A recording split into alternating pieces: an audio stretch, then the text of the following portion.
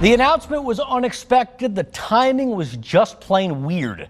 On the day before National Signing Day, Mark D'Antonio announced he is stepping down as the head coach of the Michigan State football team. After taking a number of punches this past week, the Michigan basketball team finally delivered one of their own, and it was a knockout. Now, obviously, at a time like this, sports scores and sports takes aren't the biggest things in our lives.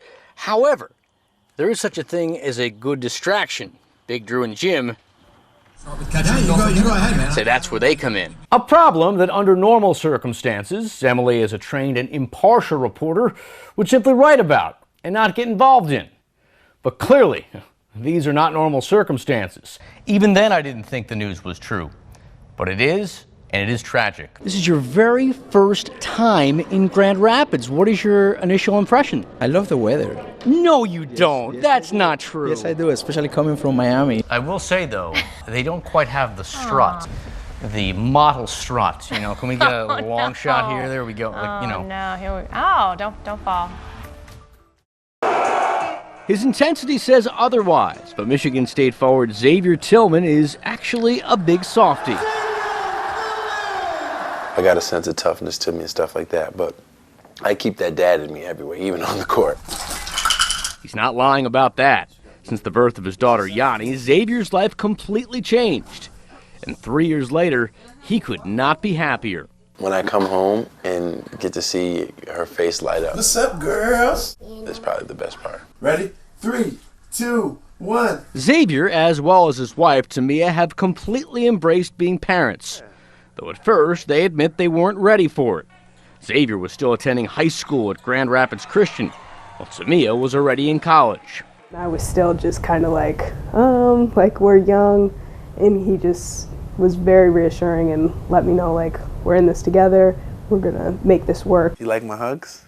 Give me some. And that they have, even if it means long and very busy days.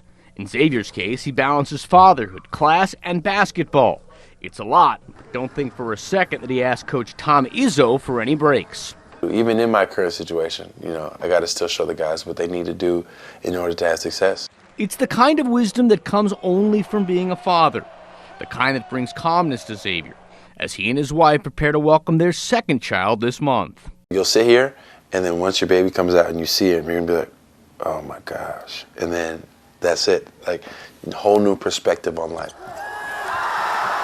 It's hard to believe that while Tillman is one heck of a basketball player, he's an even better dad. Mike Lacett, 13 on your side sports. Good. Finish, K.I. By his own account, Drive head coach Donnie Tyndall lives a clean lifestyle. No, I'm not a guy that goes out. I'm not a partier. I'm not a drinker. I'm not a smoker. Going down and coming back. Still, that doesn't mean he won't indulge every once in a while. I think I'm past the point of no return. Okay, a little more than once in a while. Again, back to your original question, that might be considered an addiction. Tyndall's addiction is shoes. And it started at the age of 15 when his mom bought him his first pair of Nikes. It just became a source of pride, what type of shoes you were hooping in. From that moment on, the 49-year-old West Michigan native was hooked. His dad and I talked about it a little bit, and then we thought, no, we're not going to say anything because it is a passion. These are a little bit older. Yeah, like Tyndall would have listened anyway. Over the years, he's bought it all, from Chuck Taylor's and Charles Barkley's to Jordan's, Kobe's, and KD's. The problem is every time I say, okay, I'm done buying them, 2 months later something comes out and you see them at Foot Locker finish line and you're like, all right, one more pair, I'm good. And one more pair has turned into 700 pairs. Tyndall keeps half in storage and the other half at his one-bedroom apartment in Grand Rapids.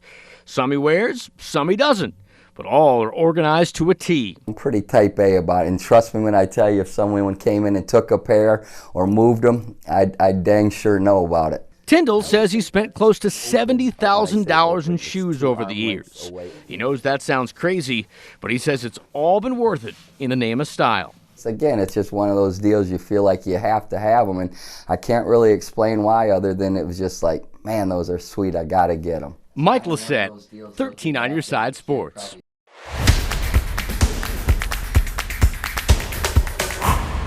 The Spartans thought they had it all figured out. Scouting report on Michigan's Xavier Simpson said he couldn't shoot threes. So that's what Michigan State was going to give him. Big mistake. Head to Ann Arbor, and Tom Izzo was feeling the pressure. He did not want to see MSU lose its third in a row.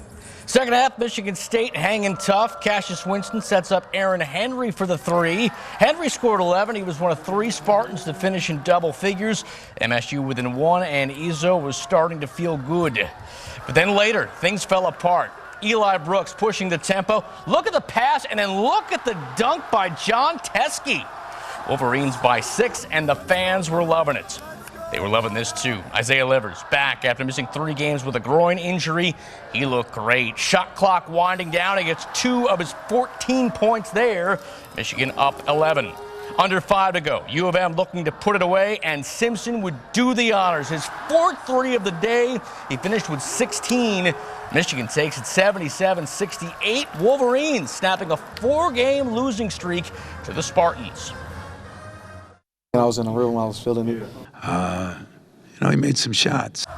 Oh, he certainly did. Wolverines now 4-9 on the year, while the Spartans dropped to 16-8. Let's be honest, life without Andre Drummond doesn't look all that different for the Pistons. They were losing before the trade, and they're still losing now. Detroit looking to bounce back from Friday's loss to Oklahoma City. Saturday, the Pistons welcome the Knicks. Late fourth, Detroit refusing to give any ground. Reggie Jackson getting in the lane, and he gets the roll. 2 of his 20. We are tied at 89.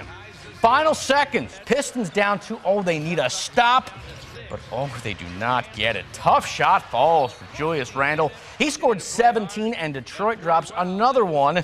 This one by the count of 95-92. Finished with hockey. Grand Rapids had Texas in town for 2 games this weekend. The Griffins looked to make sure they didn't have a good time. Game 1 was Saturday at Van Andel.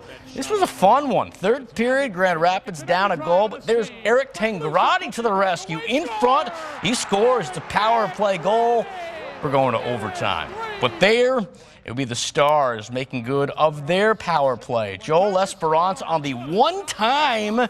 He sends everybody home. Texas takes it 4-3 in OT. 2 teams play again on Sunday. And that's sports. We got more coming up after the break.